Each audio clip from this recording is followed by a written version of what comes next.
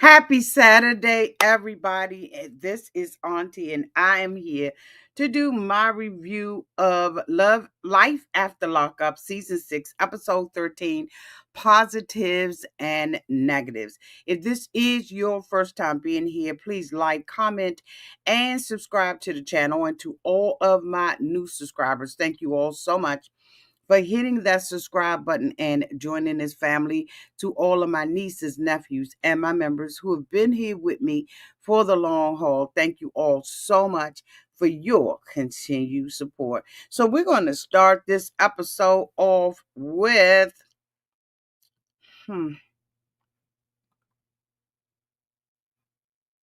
Bianca.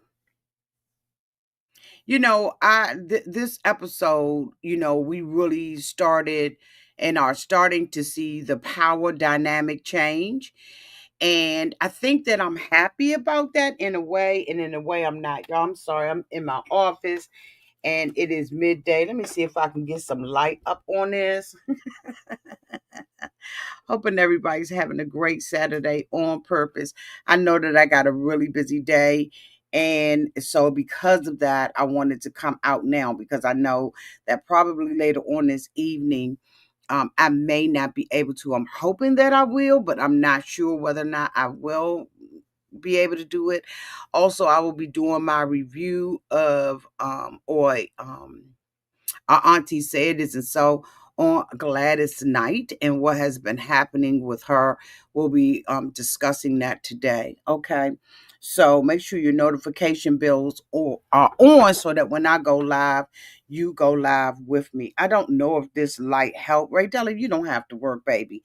Spend your day doing what you need to do, okay? You do not have to work. Thank you so much, though, for being here. Oh, thank you so much, Nicole, for the $10 super chat. I see you in your scrubs and your mask. You're working in healthcare, I believe. Thank you so much, Boo, for your services. And thank you so much for the super chat. Thank you so much, Chrissy, for the $1.99. Yay, just what I needed. Okay. Okay. I'm going to also let you all know that I'm going to be doing a lot of my reviews and stuff on another channel. This one is some stuff going on right in the background, and I don't know what's going on. So make sure you are following me in my other channel, just in case the lights go off over here. So Raydella, if you can put down in the chat what that other channel is, so that they know where to find me in case the lights go off on this one. Don't have, I can't discuss it right now. I don't know what's going on, but thank you all so much for that. So we are I have been noticing that the power dynamics um are going to be tried and tangled up, and it's just changing in this relationship. When a boyfriend was first out of jail, right?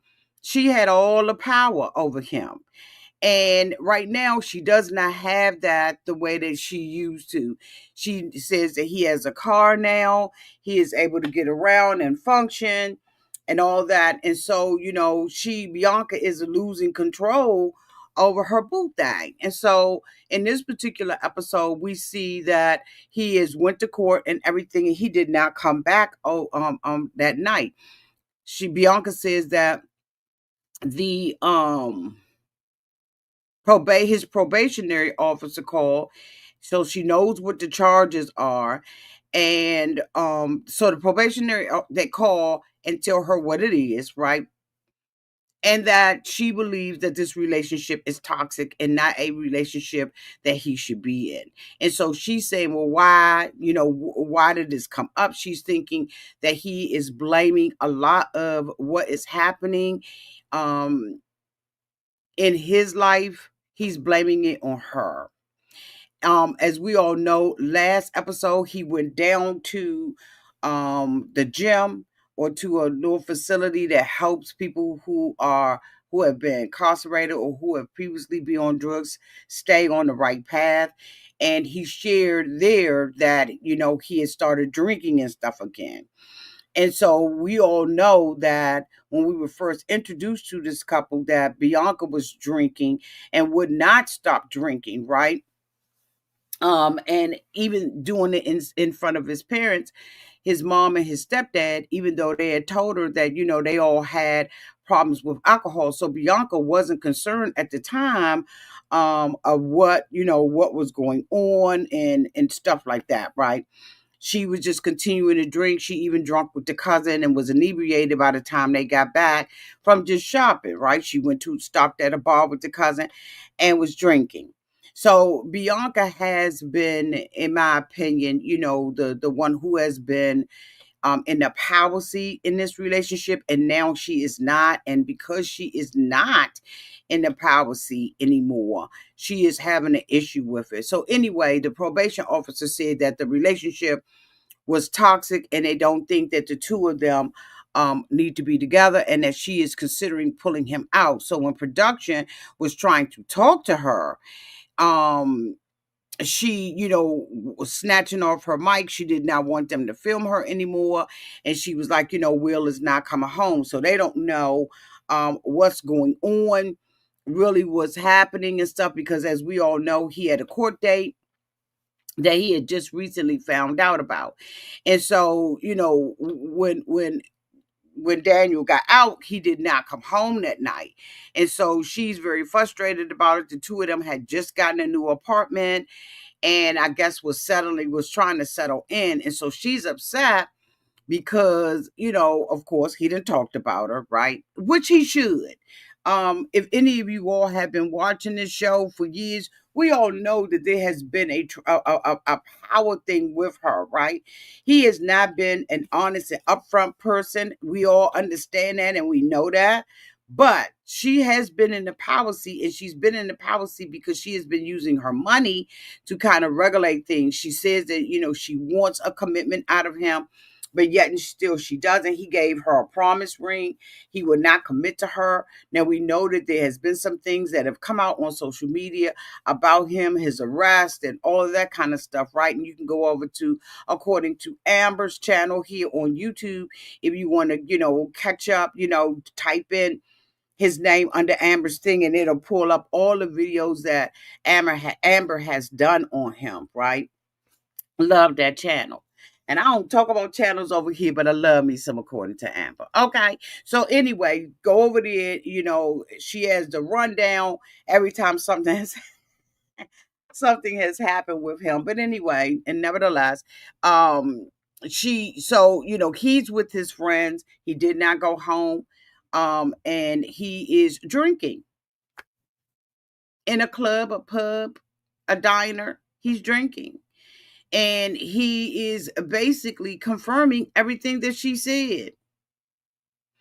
He is back on the wagon. He says he knows he's not supposed to have a drink, but he's having one anyway. This was something that he knew was a trigger, being in this relationship with her, that he was, a former, he was an active alcoholic.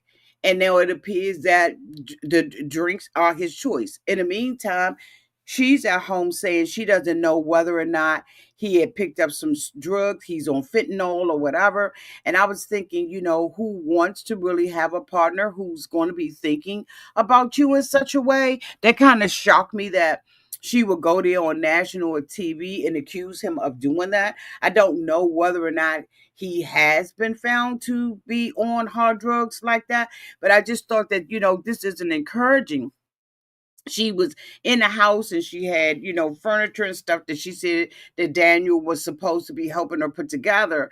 And so, in the meantime, of her talking and doing what she's doing, she breaks a lamp, look like a light or something, or some type of vase or whatever, a glass fixture. And so now she's, cutting everything. And so, of course, her only thing to do is to blame him for it. And I just was like, she's got to stop blaming this man for everything that happens in her life. Okay. I just, this is just in my opinion, a very toxic relationship between the two of them, and he is trying to get free from her. He said that, he told his friends that she has a tracking device on him, and, instead of him arguing with her about it, he just went on with it. I think that was a mistake. I think that, you need to fight for your rights. You need to fight for what is right and what is wrong. And so, the two of them, I don't know how much they're going to stay together. or anything like that. But I mean, it is what it is. Ray Della, did you put that channel in? Let me see.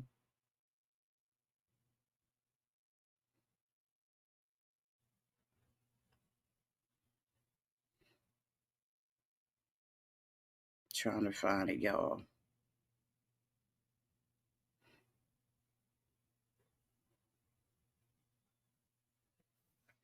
Just one second. I'm trying to find Ray Della where she may have put it in. I don't see it. Uh, Maybe I missed it. Hold on, let me go back up. I'm sorry, y'all. Let me find it.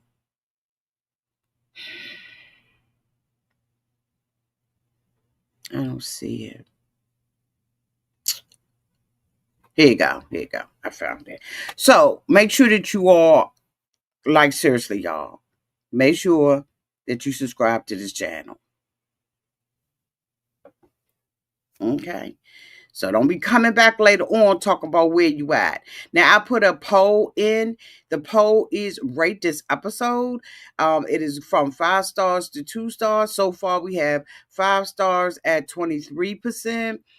4 stars at 21%, 3 stars at 52%, and 2 stars at 5%. At the end of this, I will tell you all exactly where I stand with this. Okay. All righty. So, anyway, let's continue on. So, again, like I said, the power dynamic between this couple is just a little bit fuzzy. Thank you so much, Crystal Hogan, for the $1 super chat. Thank you so much, Boo. And thank you so much, The Lost and Found, for the 199 super chat. You think a spouse will sabotage another spouse? I think you think a spouse would sabotage another spouse. I think that that's what you meant to say. Thank you all so much. Thank you again to Nicole, to Crystal Hogan, and thank you so much, Lost but Found. I appreciate the super chats because y'all don't have to do it, but you do, and it goes back into the channel. So I really do appreciate that. But I just, she is, really messed up in the head because, again, like I said, the control dynamics are changing and he is able to be on his own. Talking about control dynamics, let's talk about the two of them. So, of course, we all know that Mike is always looking for a hustle. Okay. That's me saying it nicely. He's always looking for some way to hustle. And right now, his new business hustle is opening up a hair salon slash barbershop. And so he is sitting at the table last week negotiating and talking about the space, right? Because they went to go and see space. And Justine got upset and walked out because Mike had promised $100,000 to start this business, and Justine wants a $60,000 wedding. So, of course, Justine makes a scene and decides that she's going to go outside. So Mike is outside with Justine, and the two of them are arguing over whether or not, she supports, she doesn't support. Mike is wanting her, to step up to the plate and allow him to do this. Mike believes that if they make, money off of this barbershop, right, he wants to rent booths. And so he believes that that money is going to become equity. But anybody who has a property or anything like that, that it takes time to build equity. Equity doesn't come in a year, doesn't come in 2 years, may not even come in 3. It's probably about year 4, year 5 where you really start to see equity come into your property. But Mike, really wants, at this point, he wants Justine to just fold, and he's saying that, this is something that he can do later on. And so, Justine is mad about it, right? So, of course, the two of them get home. They decide that they're not going to sleep together with each other because they're just that mad. Justine gets into an argument with Mike and calls Mike a mama's boy. And Mike is like, she doesn't really know the dynamics of my family and how close we are and X, Y, and Z. And Justine wishes that she had that relationship relationship with her mother. But if it is my understanding that Justine actually lives in the house that her mother did support her. So why her mother can't support the shenanigans and her having 9 kids, it appears from just the mother giving money, right, that the mother does support Justine and she supports Justine's children. And when there has been something significant that has gone on, right, regardless of what we think, her mother has shown up. So I think that Justine just has a different dynamic with her mother, because I think her mother has been extremely disappointed in the decisions that Justine has done. And once Justine, as a child, realizes that she's got girls now that she's trying to guide through college and through relationships, through friendships, she's got sons coming up, right, that had, a little altercation last year. She's going to realize, right, as a parent, there's certain roles that you play as a parent and certain things that, you don't tolerate, or certain things that you're going to have a strong opinion about, because at this point, you're a parent. So she's got 9 kids to reap and sow off of, because whatsoever you do, right, whatever you sow, you're going to reap it. Justine is about to reap it from 9 different children. So her and Mike, she gets up in the morning and she goes down, and, Mike is like, I didn't like the fact that you called me, a mama's boy, but Mike's mom said he is a mama's boy. He is a mama's boy. And Mike is, and I don't think it's anything wrong with it, unless it's just obsessive, right? But I don't think it's anything wrong with a boy being close to his mother. Now, Mike's mother supports when taking care of the kids and all that kind of stuff, right? And Justine has a relationship with the mother. Matter of fact, the reason why Justine ended up meeting, or the reason, or Justine met Michael through Michael's mother. And now she resents any woman saying anything or doing anything, because she feels like she's a grown woman and she can make her own decision. Understandable, but at the same time, respect. So, Mike was like, I missed you last night, Justine, I really wanted you to, I wanted to sleep with you and everything. And Justine was like, yeah, I would have came up in the bedroom. I would have slept with you, as my husband. And I would have tried to have a conversation with you, and you would have blown me off and turned over and just went on to sleep while I'm still holding the bag. And she was like, I did not come down to try to get you, Mike. I like it is what it is in our particular relationship. So I just was like, I don't really believe that Justine and Mike have serious problems. I don't know why they consider them to be a favorite of the franchise. They're not for me. Y'all let me know downtown in the chat whether or not this couple is a fan favorite for you. Because I cannot understand, neither can I explain why this particular couple is back. Thank you so much, Baby Philly Fox Podcast, for the $4.99 super chat. I don't know why they fussing over money. They can sell air rights on Justin's forehead. You can land a small aircraft on her forehead, in my humble opinion. Okay, baby Philly Fox, you all won this morning. Thank you so much, Sunflower Love, for the $1.99 super chat. Love your honesty and energy, auntie. Thank you so much. Make sure you subscribe to the other channel, honey, just in case I ain't here no more, okay? Make sure you do that, okay? Oh my goodness. Thank you so much, Shamonica Thomas, for the $19.99 super chat. Haven't seen the episode yet, but your reviews have me cracking up. Even my husband watches now. He says, I see what that auntie lady be talking about with these idiots on this show. Thank you so much, Shamonica, and your husband. Hey, husband. Thank you all so much for being here. I truly appreciate it. Thank you so much, Tomika, Koya Ball, for the $1.99 super chat. Thanks for the excellent reviews as always. Oh my God, y'all don't know how much these super chats are encouraging me. I am like truly going through some stuff right now. With the downtown to the YT, and I really need this encouragement, y'all. Like, oh my God, thank y'all so much. Make sure y'all subscribe to the other channel, like I said, just in case the lights go off over this mother, okay? because the lights just might be going off. And the recaps of this will be loaded up on that, right? So I will split this up into small um shorts so that you can come over and look at it over there, right? So we can people can start getting used to having it over there. Thank you all so much for the positive feedback and for the super chats. You just do not know. Pam said, I wish they would go away. Yes, okay. Pink Lil said, I am not a fan. Cynthia Hughes said, the storyline is fake. Okay. Crystal Hogan said, 9 kids between them is too many kids. I have never dated a man who has kids at my age now. Grandkids, too much drama for me. Absolutely.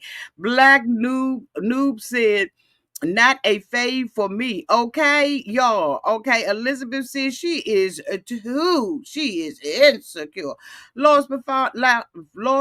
Hey, boo, bro. She sounds like headache. Okay, all righty, y'all. Not that one, Ray Della. Not that one. They can subscribe to that one, but not for the immediate. Thank you so much, Dot, for the 4.99 super chat. Oh my God, y'all. I truly appreciate it. Thank you all so much. Thank you, and thank you. Y'all do not have to do it, but you do. And know that it goes back into the channel. It goes to people who are fans of the show or who watch me and they hit me up in my inbox and ask me, Auntie, can you help me with this bill? Or Auntie, can you help me with that? Someone the other day posted a $50 chat, a $50 super chat outside of the video. And I'm telling you right now, it was gone with a request that was already in my Instagram box. So y'all, I do truly appreciate the support. I appreciate the love.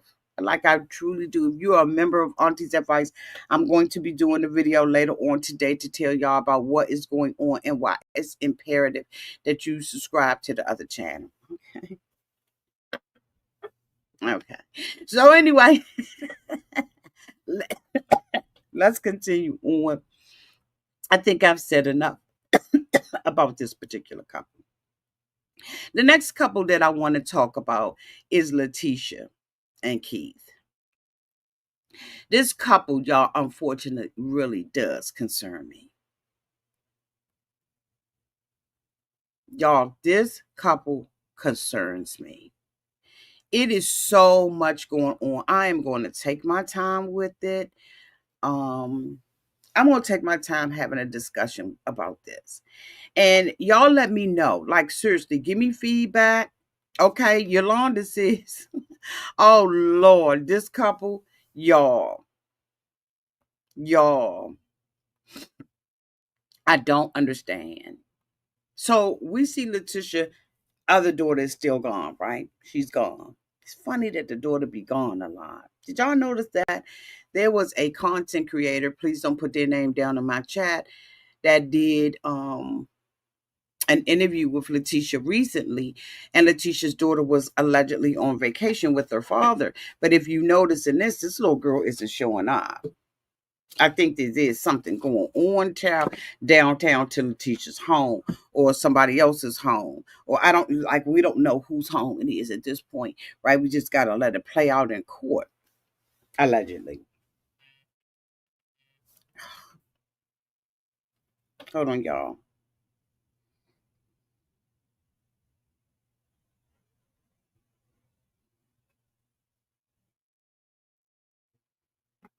It's my daughter. And if I don't say that I'm doing something, she will call me back to back. Okay? Back to back. Back to back. Okay?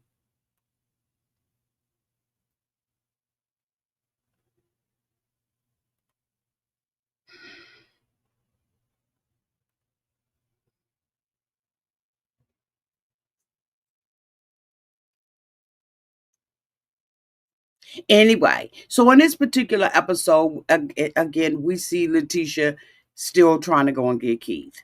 He got out of jail and she had to immediately drop him off at a halfway house. And so he is going to be coming home. We watch her as she films with her daughter, her youngest daughter. God, wow. When I said that, my stomach got nauseous. But we see her filming with her youngest daughter, and she is talking grown up talk, in my opinion, with her youngest daughter about Keith coming home. Now, we know that she has been dealing with Keith for quite a while. I don't know how many years it is or has been, but I do know it's been a while. And the daughter is talking about her oldest sister, dad coming home. This is the first time that LaTisha, according to what we saw today, this is the first time that she is told this youngest daughter, who, by the way, was in the back of the car when her mother was arrested recently. Now we're putting a real recent face with what happened to that little girl.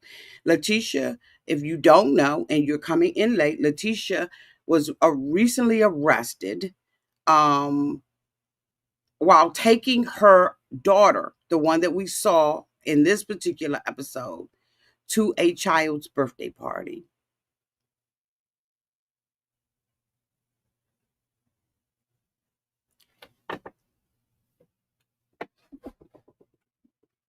So she was taking the child to a birthday party. She was pulled over. She has had multiple charges, but the daughter was in the car. So when I saw the daughter in this episode, and I don't know how the moms feel out there, I would really like to know how the moms felt about it. It hit different because when we first saw her, she was a little girl. She's not so little anymore. I don't know what her age is. Don't put it in the chat. But this little girl is not so small anymore. She's not the little girl we saw a couple of years ago. So LaTisha tells her that Keith is not her daughter's father, biological father. The oldest daughter, according to LaTisha, don't rock with him, doesn't like him. So now we see the little girl saying, but he's my biological dad.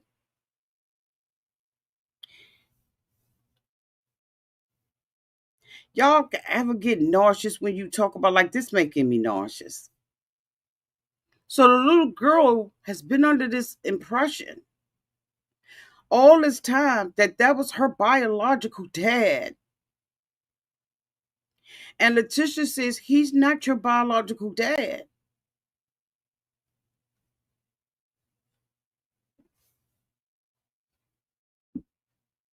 That bothered me so bad.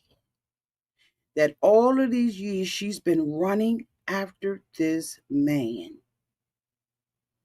That this little girl doesn't know who her biological father is.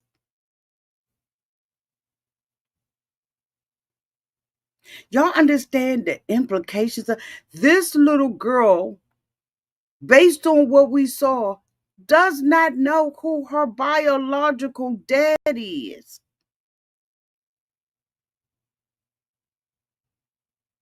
She thought it was him. Exactly, Pam. She don't know who her father is. Tracy Craig said that part made me so mad. That was not a discussion for TV for that little girl. My heart broke for her. Absolutely, y'all, as a mom.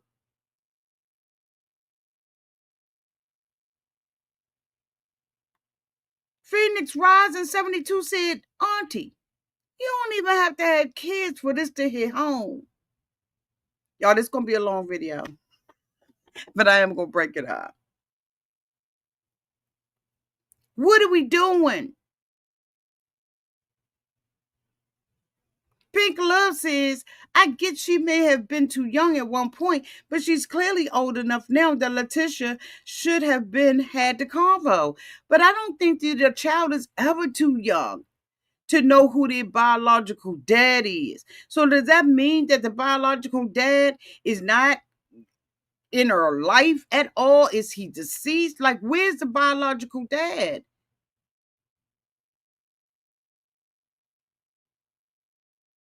I can see if the little girl's adopted, and I can see some parents adopting children waiting, right? This is just my opinion. Y'all let me know y'all's in the chat.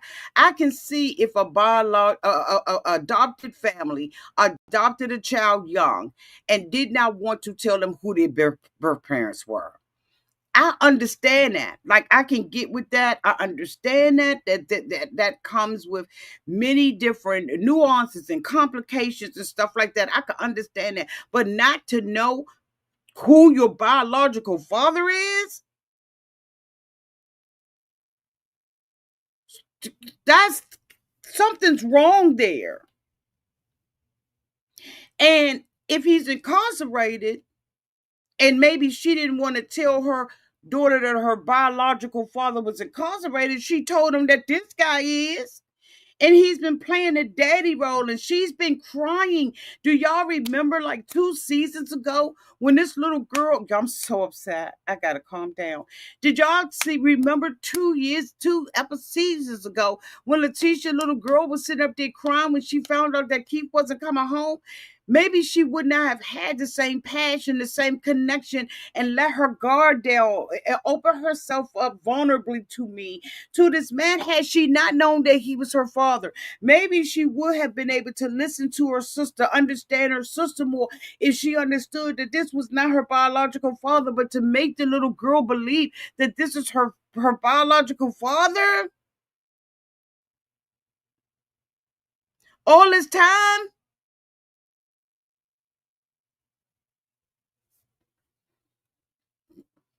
Oh, Mika Buttercup said, Auntie, I'm 46. My mom, till today, my mom won't tell me who my father is. Thank God I have an amazing stepdad. Women like this, I just can't.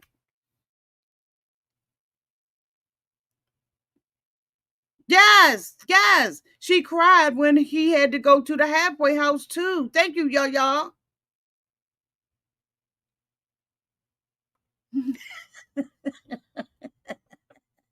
Okay, ma'am. Pink Love says, looking back at the episode, I don't think LaTisha expected her to ask. And LaTisha was put on the spot to give a response and failed miserably. Thank you for wrapping that up. Pam told me calm down. But y'all, I was so upset by this. This upset me so much. Dot, did I say thank you for the 4.99 super chat? Thank you so much, Dot. I think I did. Y'all done bless me so much and bless the channel so much and bless y'all cousins so much. I can't even keep up. I'm going to try to keep my eyes on it. Y'all, this was disgusting.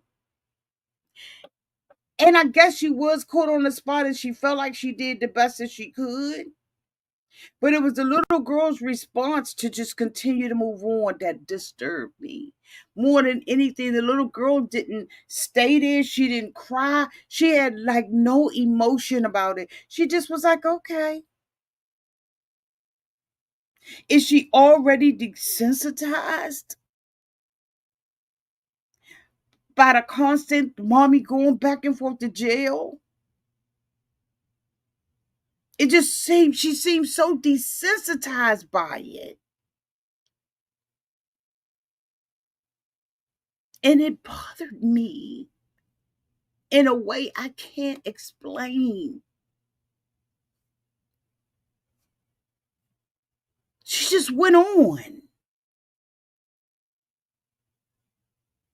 Y'all, she just went on.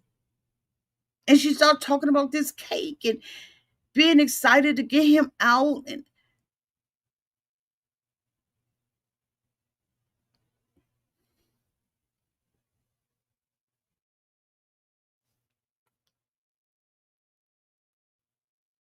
Sunflower said, reminds me of my gran who hid the fact that my oldest aunt had a different dad than my mom and her siblings up until she was 16. She thought my mom's dad was hers and it wasn't. Shaking my head. I'm so sorry, Summer Love. Sunflower Love.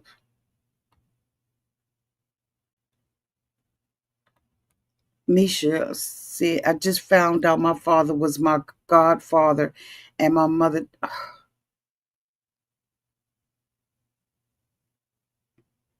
I'm so sorry, sweetie. I'm so sorry. And when you look at these faces in this, okay, this is going to be a long video. And when you look at the faces, these are grown women and possibly some grown men who are still dealing with their trauma. And I'm so sorry for any of you all who've ever had to deal with this or anything similar to it. My heart goes out because this doesn't go away because you get grown. And these women who are sharing in the chat are finding out when they're grown. And so the deception, and I know that people feel like adults feel like they have a reason for not being honest about certain things. But it's so much better to tell the child why you can help form them. Because now, once they're grown, they have no one to form them. They have no one to really speak into their life to explain the whole dynamics of it. You may be able to go to a sister, a therapist, a guy friend, and have these conversations. But now you're formed that way, right? Now, God is able to heal whatever ails you. I truly believe that there is a balm in Gilead.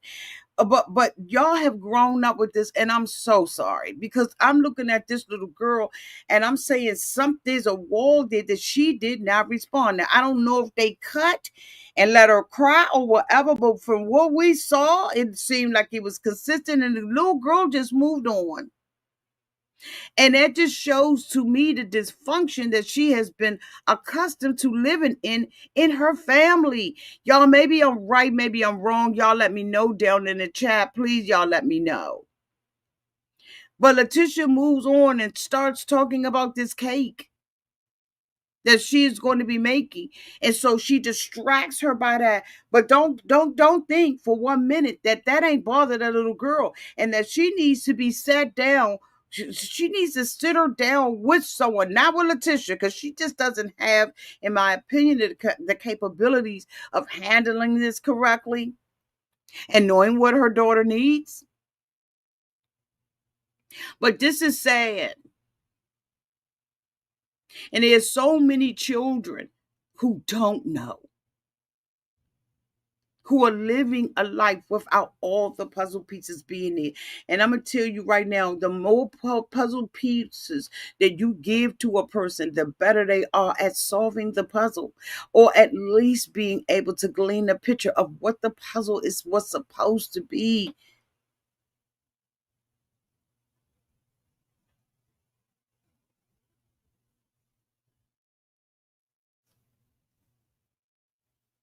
So we see LaTisha going through, what she's going through, and she's ready to get him out of jail. She said, she just wants to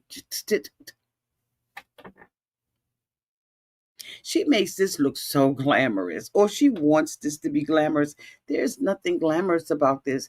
And so she goes and picks Keith up from jail and everything, and they stop at, like a little diner and all. And the family is there, and he talks to his stepmom. She has a word with him. She said that, she's the one who is responsible for raising him. And now we know that the father has another wife, right? And I just was like, I wouldn't have bragged about raising him. I guess that's just me. Y'all let me know down in the chat because I can't be judgmental. But it was like, the mother was, I was like, boo, that ain't nothing to be proud of. He said that there is a generational incarceration problem, epidemic in his family. His dad, his brother, and hopefully not his son. He says that his son, he and LaTisha says that the son was taken from the biological mother, and now the son is living with the father. But Keith wants to father him. He wants to get his son back, who is already living with the dad.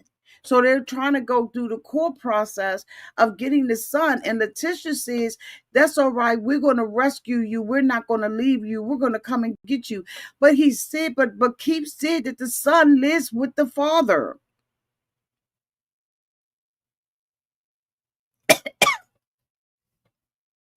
I'm sorry, what is going on here?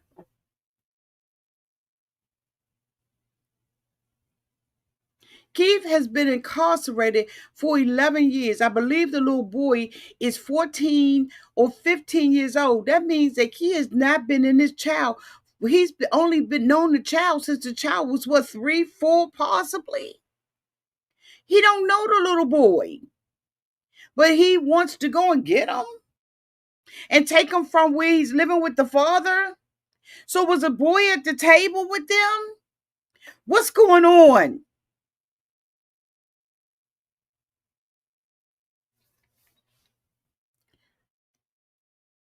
Now, I don't know what's going on with the biological mother, why they would take him, but the courts don't favor taking children from their mother. So she's got to be jacked up, toe up from the flow up in order for them to take the son, or maybe possibly she surrendered him, or maybe possibly he's just too much for her to handle. They're trying to keep him from going down the wrong path. But as far as what Keith was saying, they generational with the prison stuff. Thank you, Nasa. Thank you, boo. Thank you, boo. Or Nisa. Exactly, Yolanda.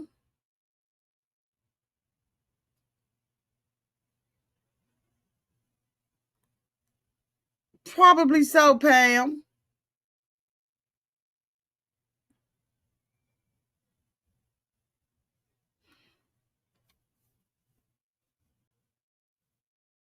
He's growing up with this on him. This is a mess. This is a mess. I feel like I'm doing a counseling session. Yo, I swear I feel like I'm doing a counseling session. Will is just basically trying to manipulate a situation that doesn't need to be manipulated. He is trying to bend Courtney's will where Courtney doesn't have one. As we all know, Courtney used drugs and found herself back incarcerated. So her being incarcerated again, right, means that she got put out of the halfway house. We see this dude, Mark, come and pick her up. Mark, as we all know, wants something from Courtney. We all know what that is. Will has told her last episode, get your money from Mark. Let him pay your bills. So I don't see why Will has a problem with anything that Courtney is doing. They say that when you marry someone, that you marry someone for good and bad. I think that Will has um rejected or does not understand marriage vows. I know that Courtney did the wrong thing. So let me just go back for those people who are just finding Auntie's Advice channel. Don't forget to subscribe. Hit the like button, okay? Hit the like button. So Courtney married Will a day after being out of jail, maybe 2 days, I think. And he had spent all his money on Courtney. She was an investment. Will was one of the sugar daddies that Courtney had because Courtney has already indicated that she has sugar daddies, and so has Will. But when she got out, she decided to be with Will, and Will quickly married her in order to take her off the market. Now he doesn't want to pay for her. Okay, Pam said it was the same day. Thank you, Pam. Thank you, Pam. Okay.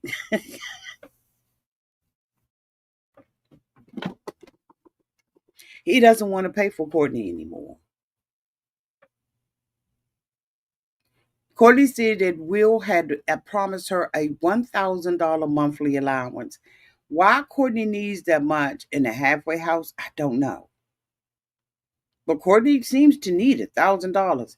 Will did not have the money that he was spending on Courtney to woo her, to court her, and to get her to marry him. Will never had the money. We could look at Will and how Will presents himself. In my opinion, Will doesn't have the money to be able to even afford Courtney. I still like just like what he doesn't. He never has. I don't know what has changed in his life. Will feels like if she's out of sight, she's out of mind. In my opinion, if I don't have her here, I'm not paying for her somewhere else, which I think is wrong. It's a cop out, right? He should not be doing that, but this is how Will's doing it, and so we digress. We move on. We don't say nothing about it. We just keep it pushing. So Will is telling Courtney, you've got this guy with you. I'm not going to pay for you. You got this sugar daddy, X, Y, and Z. And Courtney is saying, I'm still your wife, Will. You still need to pay for me. He's saying, if you're in a halfway house, he's thinking like me, why do you need all this money? So Courtney said, I am working a job. I did get a job. She said that, she was in the automobile industry, I guess, selling stolen cars or whatever she was doing. Okay, maybe parts or whatever. And they was like, you know what? We believe in giving people second chances. So she has this job, right, at a car dealership. And but she still has expenses at the halfway house, because this particular halfway house she's in, they're making her responsible for paying rent. So Courtney's expenses are exceeding. Will is saying, why don't you have any money? She's like, okay, I had to work a week in a hole. So, and everybody knows what a week in a hole, right? Okay. What you saying, Yolanda? No, Auntie, he wanted her to get the prison transfer. I think he really wanted her.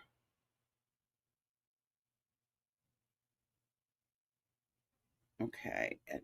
Think I think you saying, I think he really wanted things to work. I think he did too, but it didn't. She made a mistake, and that's what my point was. Will wanted her there, and now because she's out of sight, out of mind, and she's living somewhere else, he doesn't want to support her. But if he's going to support her, he should support her as her husband, whether or not she's there or not. That's what makes it wrong, in my opinion, about what he's doing. Yes, she made a mistake, but he was willing to drive 10 hours to go and pick her up until he found out that she could not be transferred. So if the love was there and he was going to do it if she lived with him, why can't he do it if she doesn't? And then for him to speak out of his mouth, right? The Bible says we have what we speak out of our mouth. The abundance of what comes out of our mouth is what's in our heart, and we have whatever we say. So he's telling her to go and get a sugar daddy, which is something that he doesn't really want her to do, but he's continuing to speak it in her ear. He says, who's with you? She said, nobody's with me. And then the dude in the back, Mark in the back, is like, what difference do it make? So now he hears that a man is back there. So first of all, Courtney got to get control over Mark. Will is saying he was your sugar daddy because he was giving you money, right? And obviously, he wants to be with you. So guess what? So was Will. Will just was the one she paroled to, because I think that she probably would have married any of her sugar daddies that she paroled to, or got her to sign the parole. Ray Della saying get the likes up. I don't know what the likes are, but Ray Della said get the likes up. Let's go back to the poll real quick. Let me see what y'all saying about the poll. Let me see if I can bring the poll up. I see that Nicole is the number one. Okay, Lost But Not Found is number two. And Ludacris is number three in the top fans ranking. Thank you all so much. So let me see where the poll is. Okay, I can't even find my poll. Let me find my poll.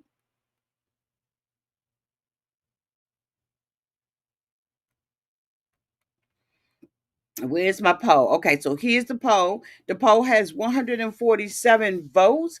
So far we are still hanging in tight at 3 stars. Y'all thought this was a 3 star episode, okay? And that's out of 148 votes. No, so at least y'all didn't think it was a 2 star, but y'all was like, Auntie was almost at a 2 star. So we're gonna leave that up there a couple of more minutes, and then we're gonna take that poll down. But so Courtney is saying, Will is saying he wants to be with you, and the guy's paying for it. And she's saying, well, if you don't really want me with him, then you need to be paying for it, Will. We are still married.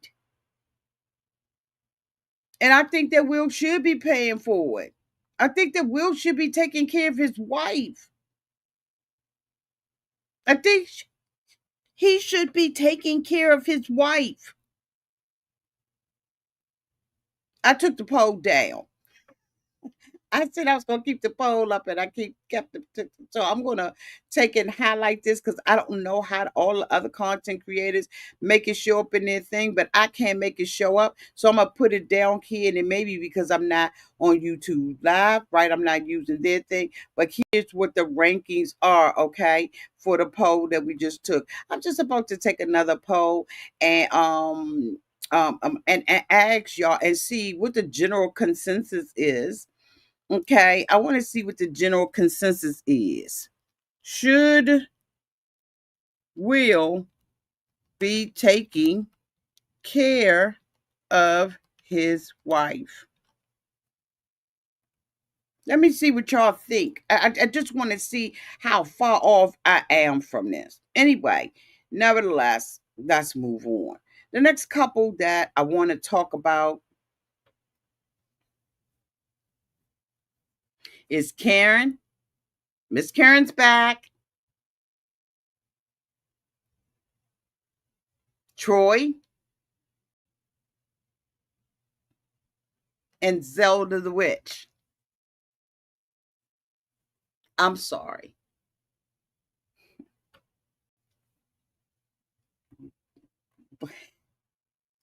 I was listening to another content creator today because I love to see my sisters review these this particular content creator was making content before I even started. Like, she's an old head and she covers Love After Lockup. And she made a point that they were out there on social media cussing. I ain't filming with them. I'm not doing anything. She was talking specifically about Miss Karen and Troy's baby mama.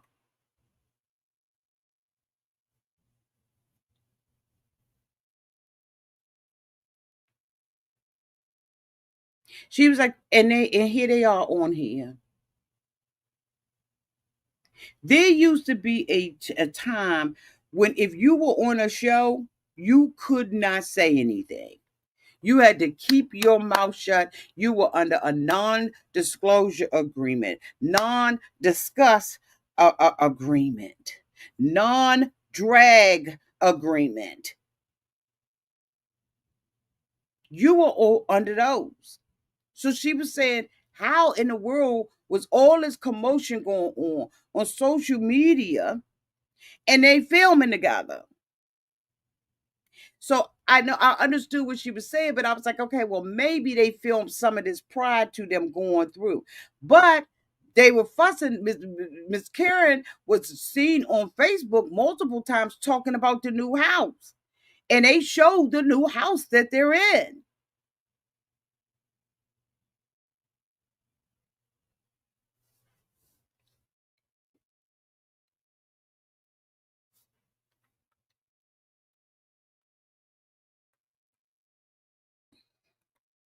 Welcome, Miss Nessa, to the membership.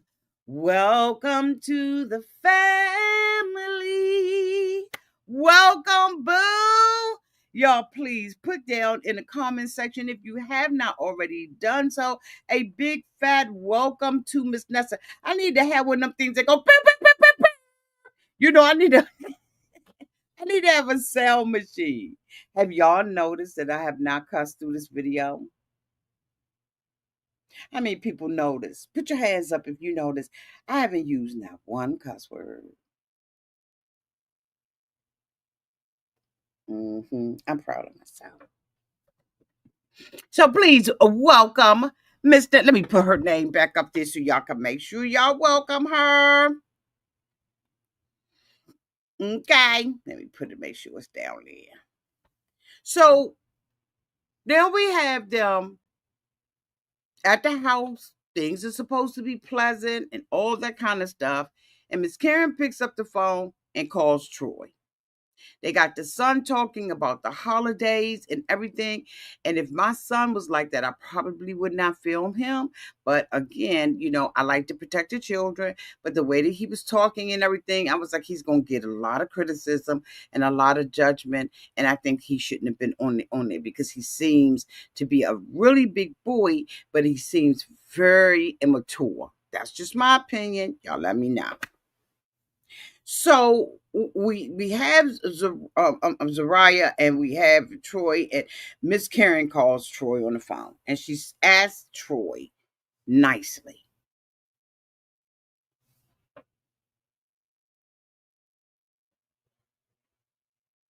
"Is Zeriuah there?" He said, "Yeah, what's up? I mean, what's going on? What's up?" Now I don't know if this because they've been fussing back and forth on Facebook at this time. I don't know. But she said, "I don't want her to know what I'm saying. I want to talk to you in private. And I don't want her to pop off, which is going to make me pop off." And Troy said, "Okay, okay, boo. Oh, you said take it down. Let me take it down." She said, "I'm an old head. Okay, I ain't new to this. I'm true to this. Okay. Okay. I love you too, boo. I love you too. Mwah, mwah, mwah, mwah, mwah. Look at how I'm long dopping with me. Okay." And he says, "Mama ain't got time for this," and hangs up on his mother. I thought that was so rude. I thought that was so rude of Troy. I could not believe it. I was like, why would he disrespect his mother like this? Miss Karen came calm. She came very calm. How many times have we seen Miss Karen be calm? And I thought what she said to him was not unreasonable. Zeriuah does pop off like a pimple on her face.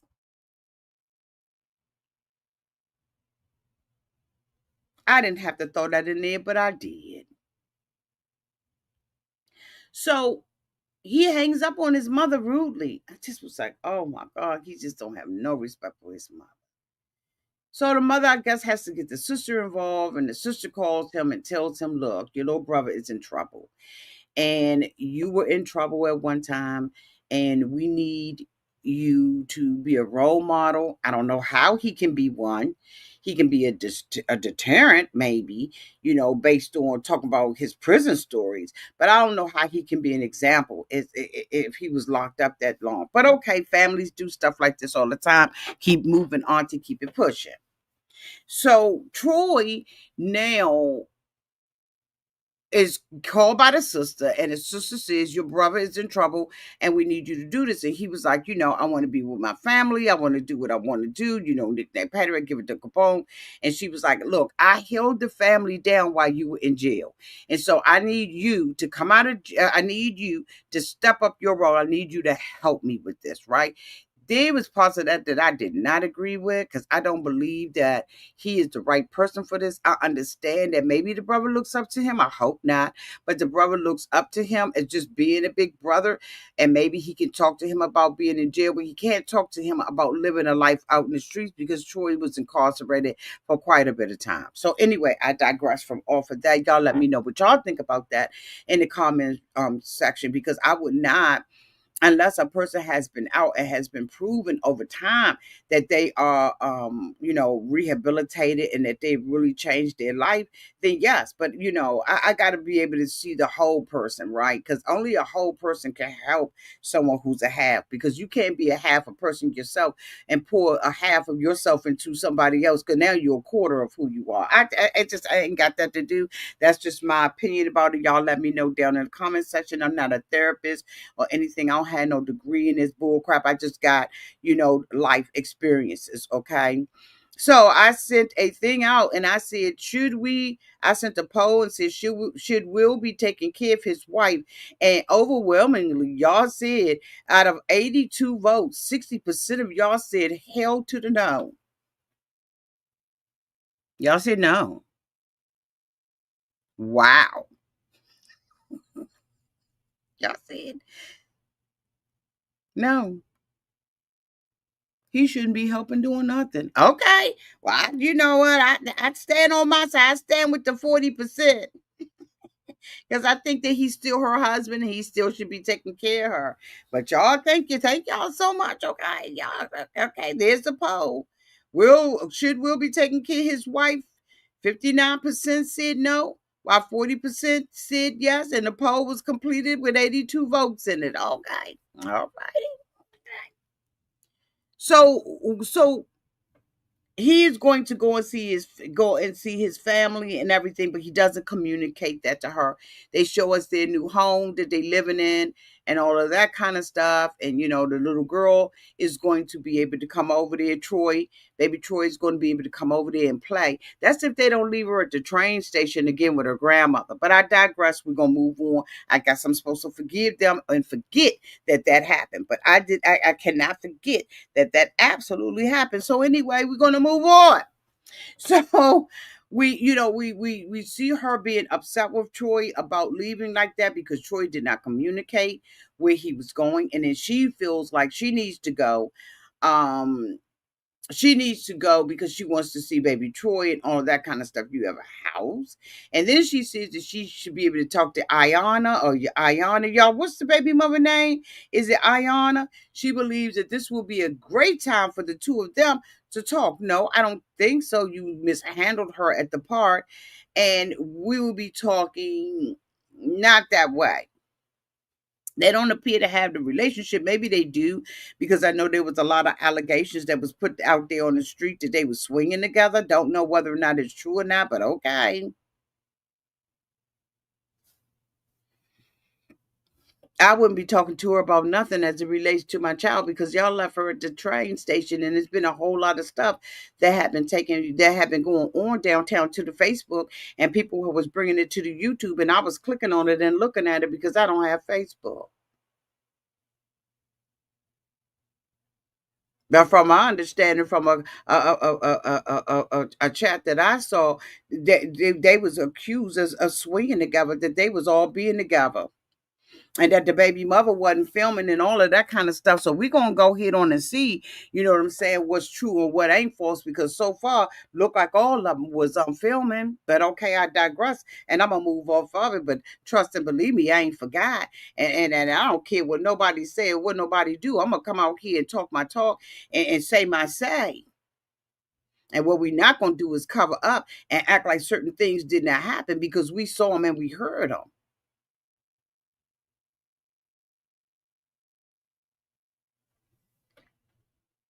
Anyway, moving on.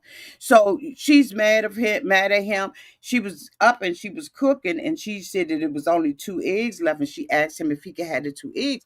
And he was like, have what you want. But when he came out there, he had his bags and everything. And she was upset. And she was like, whatever is going on, you could have talked to me about it before, because it's obvious you knew since last night, since you getting up first thing in the morning and you leaving. And so he doesn't want to share with her what's going on, right? Because this is his family, and she has a lot of friction with the family and stuff like that, right? So I don't blame Troy for not saying anything to her about it. I do blame him for the way that he did handle it, right? He should have told her, but again, he disrespected his own mother. So I don't know what respect she thinks that Troy's going to have for her. Troy indicated that he has a cleaning, buffing business or something like that he has been running in the meantime and in between time. But I tell you what, honey, he wouldn't be in my facility cleaning nothing as much weed as he smell, because the minute that weed smell comes, I'm gonna tell you right now, honey, that's a horrible smell. To have somebody smoking weed and you walk up in the store, or they walk up in the store, and that's all you smell is that weed. I recently came back from New York. As soon as I got out of Penn Station, It ain't nothing but weed from corner to corner block. That stuff stinks so bad. So when they go to the gas stations, see, this is what I don't understand. When they go to the gas station and they buy these little, I guess they cigars or whatever they are, and they grape and purple and chocolate and all of that kind of stuff. I don't understand why when they wrap it up in that and they smoke it, why it don't smell like that? That is the stinkiest stuff. And I mean, these young, this ain't even young people, right? These are people of all race, ethnicities. That weed stinks so bad. Now in DC, weed is only recreational inside your home. But I guess in New York, you can smoke it wherever you want to, boo boo. But that stuff lingers on their clothes for like 7.5 hours. I don't know if the deal is you smoke the weed, you wear the weed. You wear the weed, you smoke the weed. Like it gotta be attached to you. Sign this document saying that I'ma smell like this for at least 7 hours and I'ma go in the store where people picking up their medicine and their grocery and you're gonna smell it on me. That's the stinkiest stuff.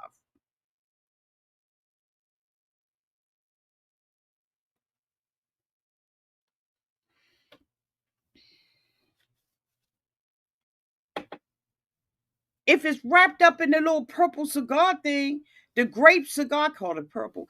If it's wrapped up in the grape thing, why it don't smell like grape? Or do they inhale the grape? That's some stinky, stinky. And I'm telling you, when I got off at Penn Station, I could not believe the weed smell. And it's all through New York until I went over across by the Hudson. I ain't smelling over there. But Times Square getting all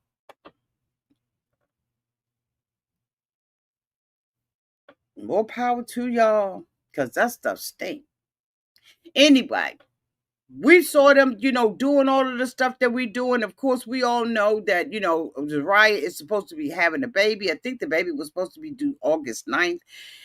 I think I did a video on it. But anyway, so I did not like the way Troy handled it, but Troy is speeding down the street. He has his freedom now. He's driving the car. He said he's going to be gone for 2 days.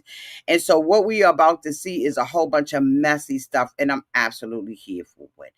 To close everything up, and I'm sorry, y'all, that this video is long, but I'm hoping that y'all are enjoying it. I thank y'all so much for being out here with me midday on a Saturday at 850 people in the room. Thank you all so much for showing up and always showing out. Okay, we didn't had a change. We got at PDSTARZ is now the top fan. Nicole is still hanging in at babe at 2, and Philly Fox has moved up to 3. Okay. All right now.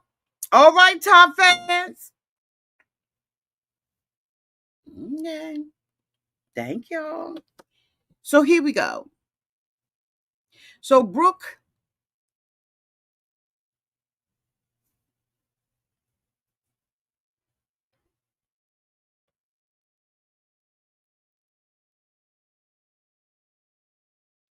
why did I call her? Hold on.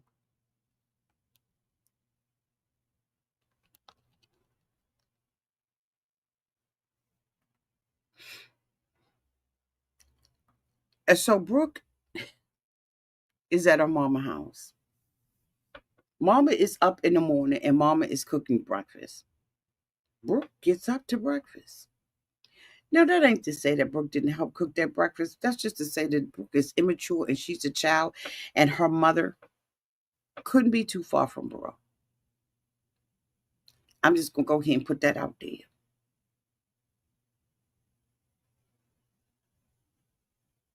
Yeah. What mistakes did Brooke mother have with Brooke? Where's Brooke daddy? I'm just asking. Because this didn't come from nowhere.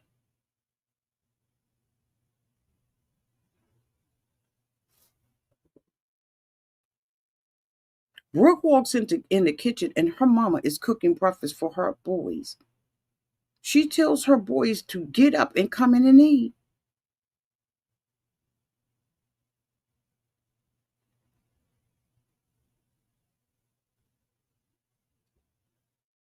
Now, mind you, Brooke has been staying away from home for weeks with an ex-convict who is on an ankle monitor, or rather, an ankle monitor is on him.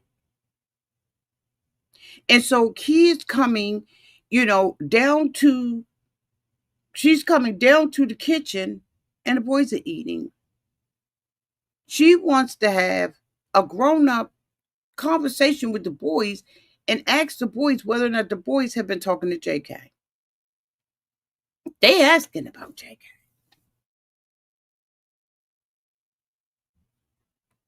Thank you so much, baby Philly Fox, for the $4.99 super chat. The mother be looking like a whole grimace that with that purple sweater. She walks in McDonald's and get the employee discount. Baby Philly Fox, what is you talking about? You need to slow down, okay? He trying to say that she's a grimace off of McDonald's. You are a mess. You are a mess. Oh my God. The mother is just disappointed with her. Brooke, last season, Brooke indicated that she worked for her mother. Did she not? Brooke said in this season that her mother fired her for walking off the job. But then Brooke tells her mother she don't have no job. Y'all understand where I'm going? Like, at first it was a line like this, and then it was a line like this. And all we needed under the bottom was just a line to go between the two of them, and we were going to get a triangle. But there's some kind of way, the line that was going like this, and the line that was going the opposite way, we put a circle down at the bottom and made a dunce hat. Because if Brooke was working for her mother, she would not have had to tell her mother that she did not have a job. So why you lying? Or why does it appear that you're lying about where you were working at? Did you really work with your mother, or did you come down to the arts and crafts store? I hate when these stories are not consistent. Thank you so much, Super Bunny 110 for the $4.99 super sticker. Thank you, boo. Pam said they said Brooke had 6 jobs this year.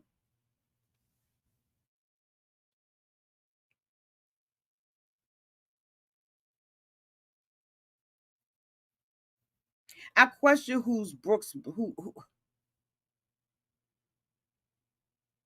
They said JK dragged her. So so she comes in, she sends her kids off after the mother done took care of them. And then she comes and she tells her mother, I got something I need to talk to you about. And she brings 6 pregnancy tests to the table on the kitchen counter, like it's nothing. She says that the mother is like, oh my God. She says 4 of them were positive, while 2 were negative.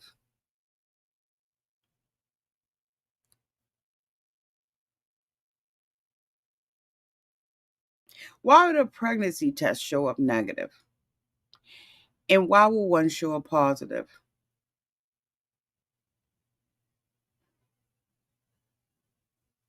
Did she have a girlfriend pee on one? Thank you so much, Asia R, for the $5 super chat. Brooke, whole life is a lie. And she looks like she needs a bath. Oh my God. Thank you so much, Miss Asia R, for the $5 super chat, boo.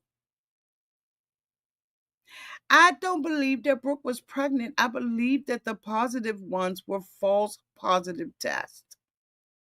I believe that the 2 that she took, and then we don't know what order they came in, negative and positive.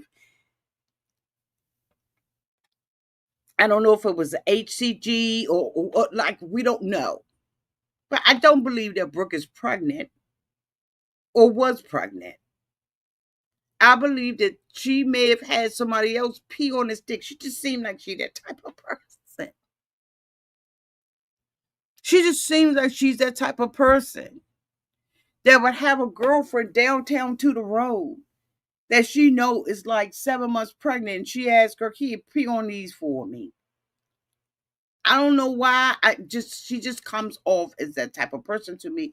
And I am probably wrong about it, but I'm just saying that's where I'm at with that. So now Brooke mother is like, oh my God, you having a baby, you shouldn't have did this, knick-knack and paddywhack, give a talk about. And I disregarded everything that the mother said, because at this point you're taking care of her too. In order to teach a child like Brooke something, you got to show Brooke the curb. Brooke has to have a familiarity with the curb. She has to have a familiarity with the fire line. You know how you drive up and say, don't park here, and the curb is yellow, and then you got other places where the curb is red. She need to get familiar with them. She need to be out on her butt. Thank you so much, Miss Charlotte, for the $5 super chat. Auntie, you're gorgeous and a blessing to us all. Love you. Brooke is stupid. Thank you so much, Miss Charlotte. I keep telling y'all, if Miss Charlotte don't do nothing else, honey, if she don't do nothing else, she gonna support. Thank you so much, boo. She needs to be on the street. She went to JK's house and was terror probably in their home. I just can imagine her being terror. She in the mother house cooking her food.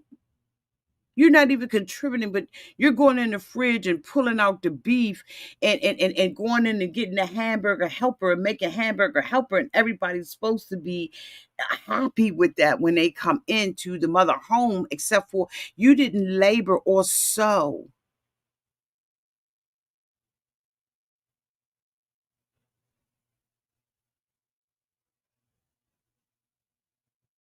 You didn't labor or sew for the food you cooking.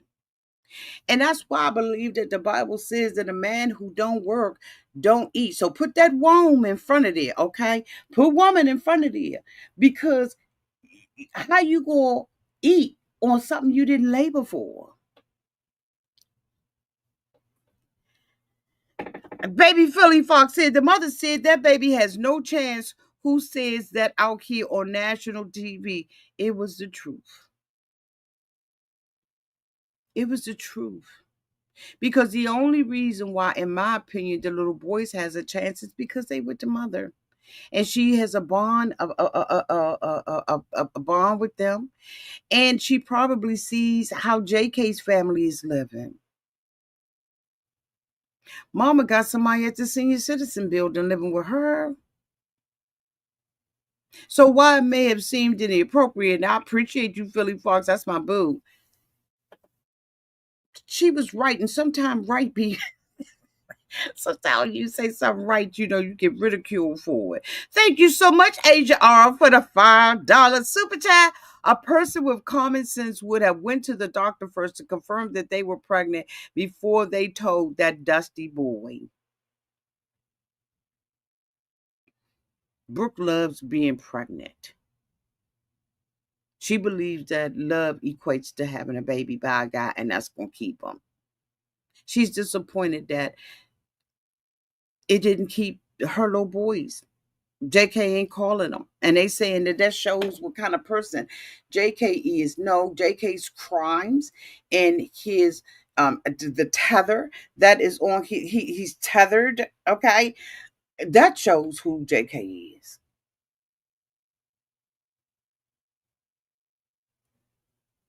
But it also shows who your daughter is.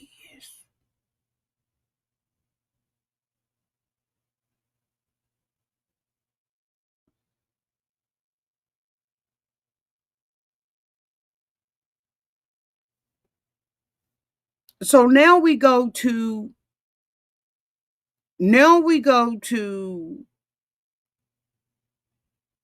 okay. It's okay, boo boo. Now her mother is disappointed. She tells her the baby don't have a chance. Basically, you stupid, and you brought a child in here with no plans. You don't have a vision, you don't have a job, and neither does JK. Neither one of them have a pot or window. The mother tells her, just wait, get you a blood test, and then tell JK, no, I'm going now. Because she has an agenda. The agenda is not about these are my opinions. The agenda is not about being excited to tell JK that he is going to be a father.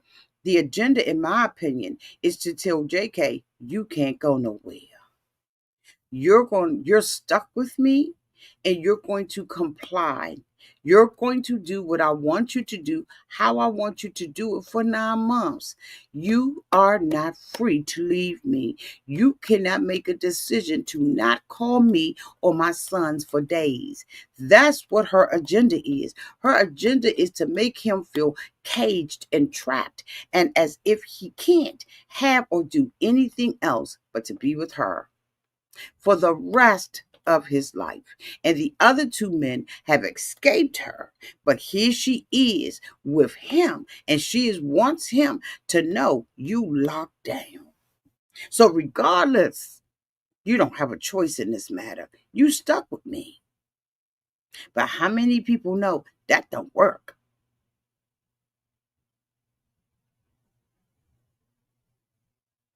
So she goes over to the house. She knocking on the door like she pay rent. She wouldn't come in my house. So she's armed and dangerous, in my opinion, with this news of being pregnant. So she goes up into the house and everything. And next thing you know, she tells JK, and now he devastated. Houseway, when y'all taking a cream, won't they using the cream to try to make sure that everything's stuck?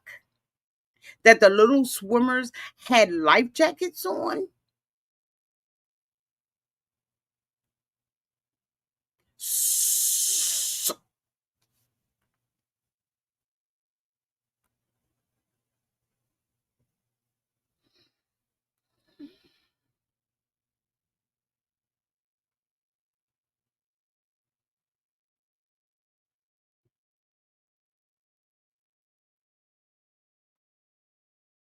so now he's got to go, hey, with his wide mouth. His mouth was like that. Blah, blah, blah. And I'm teeth. So he goes in. She's up behind him. He says, what am I going to do about it? She said, those your parents, you tell them. Then if I tell them I don't need you to sit with me, you go hit them.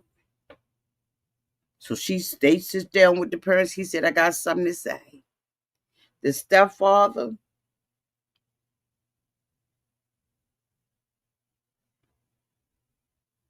almost lost his whole mind. He walk up on him, the stuff he says, we got something we want to share. The mother is just like, oh my God, I already know what this is. The mother knew what this was. Thank you so much, Aza R, for the follow super chat. Exactly, Auntie Trap Baby. Okay, go read the rest.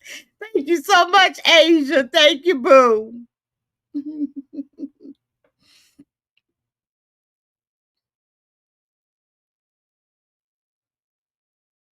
He said she took 4 pregnancy tests. 6 pregnancy tests, 4 of them was positive and 2 was negative. And the stepfather said, hey, you listen. God, God. The stepfather lost his mind.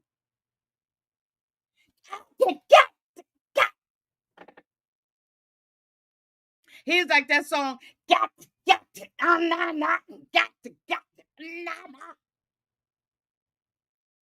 You don't listen. Honey, like I would have slid off the chair with all that bass go. When her father would have did that, I'd have been going down a chair like I would have slid down that chair. Cause it ain't nothing like that bass being in the house going on.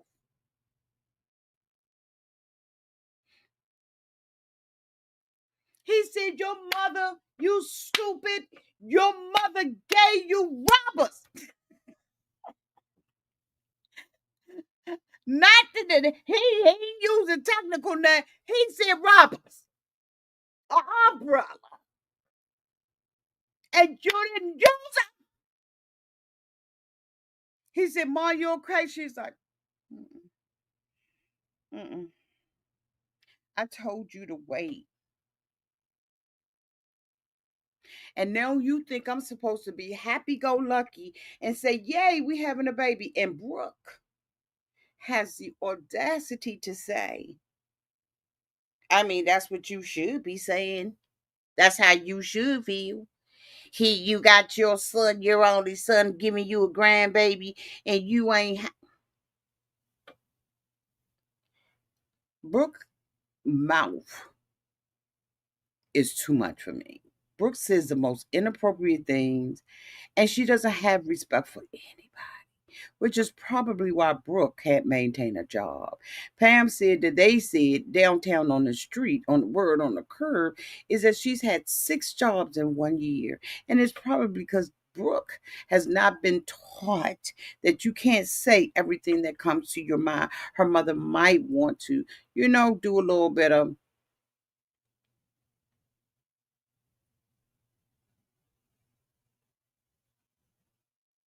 This is Brooke's permanent face. This face that's down here, downtown at the bottom right here. This is Brooke's permanent face. It's always looking like so what and what, so what and what. Ryan said 8 jobs.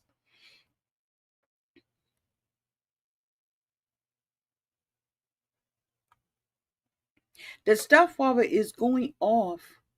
They don't have any money between the two of them. Neither of them have a job. But let me tell you something. And I don't know if they don't get it, but it takes more than being concerned that the two of them don't have a job. This is a huge concern, in my opinion. They don't have anything. As baby Philly Fox said, zero, zero, zero, zero, zero. They have nothing. They don't have education. They don't have room and board. They don't have the tenacity. Brooke says that she's a good mom, but yet and still, we see her mom mothering her children. This woman walked away from her children to go stay with someone and be tethered to a house because he's tethered to a monitor.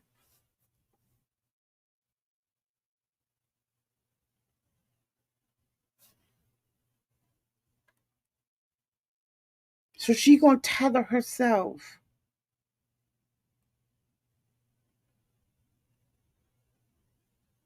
to a man who's tethered to a monitor. But Brooke, who we have not seen care for her kids, not one day, goes on national television, nope, syndicated, and says that she is a good mom.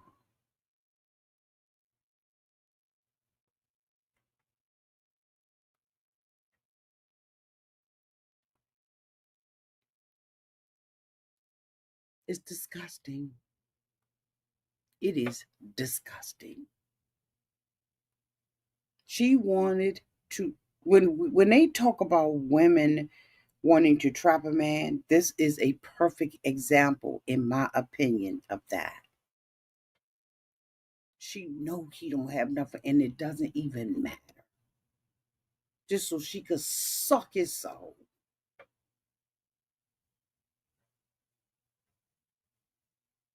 This is horrific. And She's not going to have anything because, in my opinion, you don't honor your parents, you ain't getting nothing. Making mistakes and being disrespectful every now and then is different than what Brooke has been doing. It's a total different animal. And it's just absolutely disgusting to me. It really is. It's disgusting to me. Because this man doesn't know what to do. He's sitting in his parents' house smoking that little thing. What is that, a vape? He should be outside.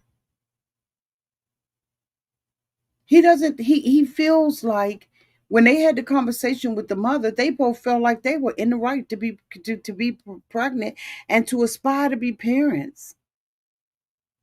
The stepfather said, "What did you tell me when you were in jail? That I've learned to listen." He said, "And no, you haven't. You ain't learned how to listen to nothing. Because if you had a listen, she would not be pregnant." So y'all figure this out on y'all.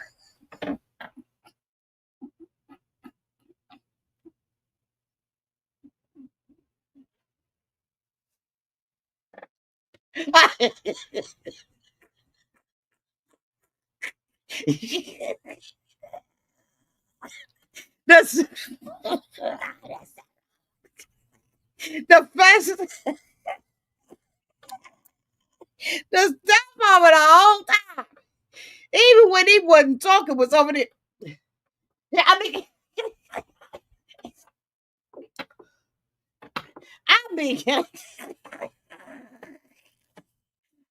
is he seasoned? Is he ever seasoned? Like, what is he doing? The stepfather whole body was responding.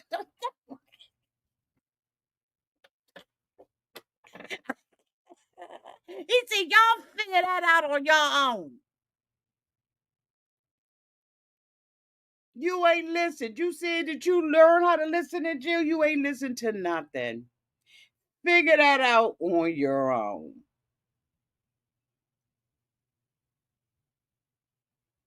And don't ask me or us for nothing." And guess who gonna have to take care of it? If there was a baby, if there is a baby, Brooke's single mom. Cause I don't think I've ever seen a man with Brooke mama. If I have, if y'all seen it, let me know down in the comment section. But Brooke mother gonna be taking care of another grandchild. Mm-hmm. Mm-hmm. Is she getting snapped? Because if she getting snapped, now her kids can't get no sugary candy. And if she want to cook and she want to be Chef Boyardee, cook at your own house for your own children. Priorities off.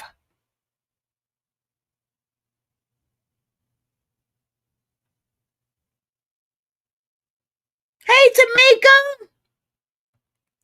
Hey, boo. Good to see you.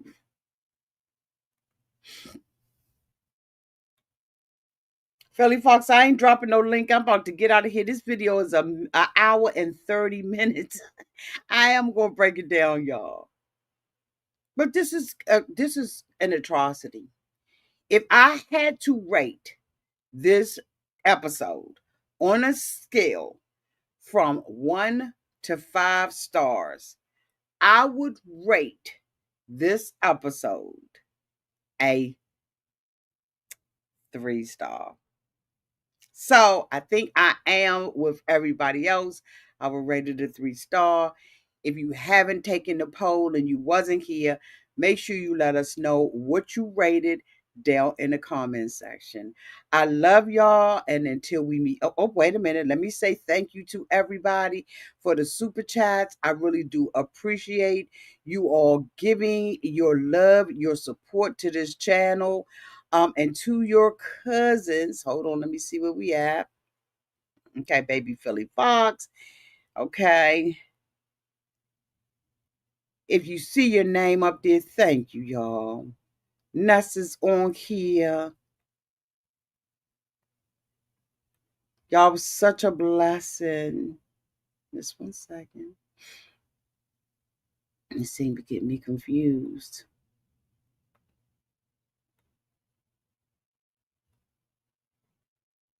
There we go.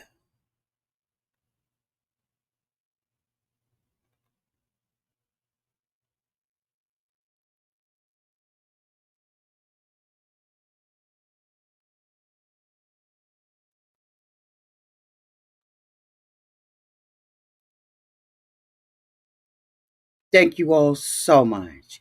Again, y'all, let's continue this conversation downtown in the comment section. Let me know what you think about it. Thank you to all 1,100 people who are out here with me today on this live. I appreciate y'all. Don't forget to go and subscribe to my other channel just in case the lights go off on this one.